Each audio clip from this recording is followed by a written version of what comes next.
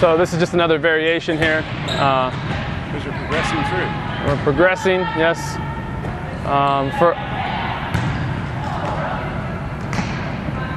For us in our system, we want our liberos taking this second ball.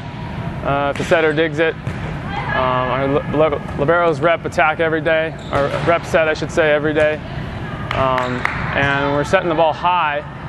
I don't want to get in a battle of fours with big block. I want to give our hitters a good long look at it. And a lot of our opponents aren't used to this high ball game. And they kind of get lost when they get up there and that ball gets up high. So we train this a lot. And your hitters are trying to do what with the ball? Now in this instance here, the instruction for right now is we're trying to hit the ball off the high seam here. And when we do different things at different times. We might try to hit a sharp cross or spin it into 5. But right now we're trying to take a big rip off the high seam there.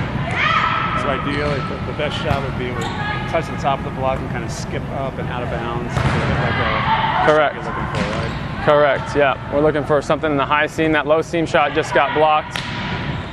Here we go, push me up. That's the set. That's the shot. Here we go, hitters, high seam, yes?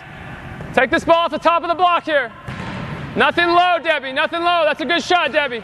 That's the ball we want.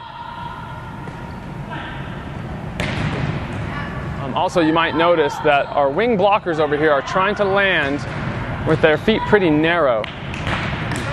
And that's going to allow our middle to come in a little bit tighter without worrying about stepping on feet. Because we want that middle to be able to, just like we saw just then, our middle blocker kind of fell into our wing blocker with her upper body, not the lower body. Upper body contact is going to be safe. Lower body contact is going to be tricky. Always want our middle blockers pressing with the hip.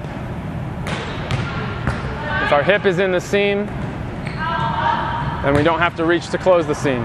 Our wing blockers are landing with their feet staggered or narrow together, or a combination of both. But that allows, if we do it properly, it allows for our middles to get in there and close the block.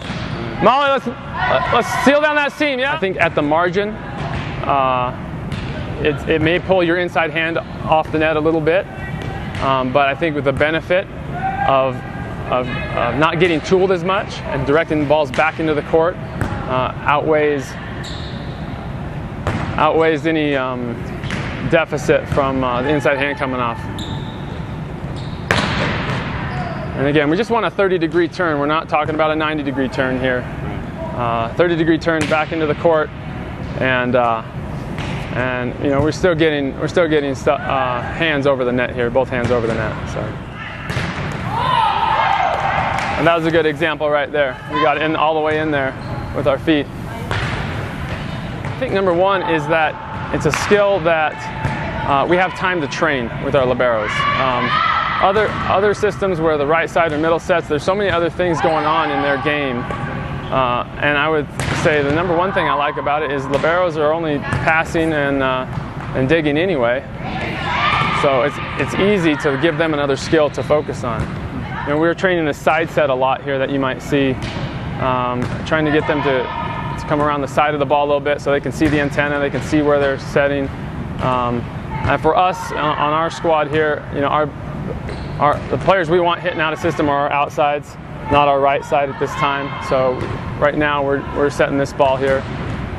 But it just depends on what your needs are for your team. You get a lot of kids coming in, they're very afraid to close the block. They don't want to land on each other.